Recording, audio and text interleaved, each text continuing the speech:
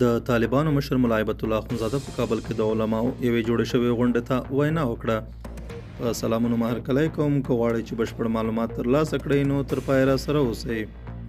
د طالبانو مشر ملا هیبت الله اخندزاده ویلي چې د نړیوالو هیڅ فرمایش ته به غاړه نه ږدي او نه به هم څه ډول تعامل ورسره وکړي.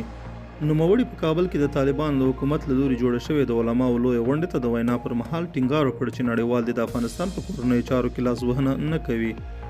دا لومړی ځل دی چې د 2021 زیږدیز کال د اګست پر 15 په افغانستان کې د طالبانو واک ته تر رسیدو وروسته ملا هیبت الله اخندزاده په یوه لویه غونډه کې ګډون او وینا کوي. نوموړي په دې غونډه کې په تونده لهجه وویل چې په هیڅ صورت به د نړیوالو فشارونو ته تسلیم نشي او نه به تعامل ورسره وکړي. د هغه خبرې تر ډېره له نړیوالو سره پر اړیکو، کورني امنیت، حکومتدارۍ او دغه شان خپلو وسلوالو ته پر نصیحتونو راټولې وې. خو د افغان میرمنو د حقونو او د نجونو د ښوونځیو د خلاصېدو په اړه یې هېڅ ونه ویل.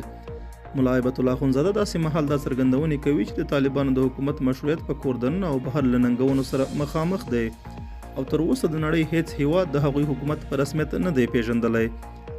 د نوموړي د خبرو نوره برخه د طالبانو په واکمنۍ کې د امنیت پر ټینګښت او په دولتي ادارو کې د فساد، ځانځاني او انډیوال پاللو پر مخنیوي متمرکزه وه. دا زموږ نننی چمتو شوی مطلب. تر بیا ښه وخت او ښې چارې.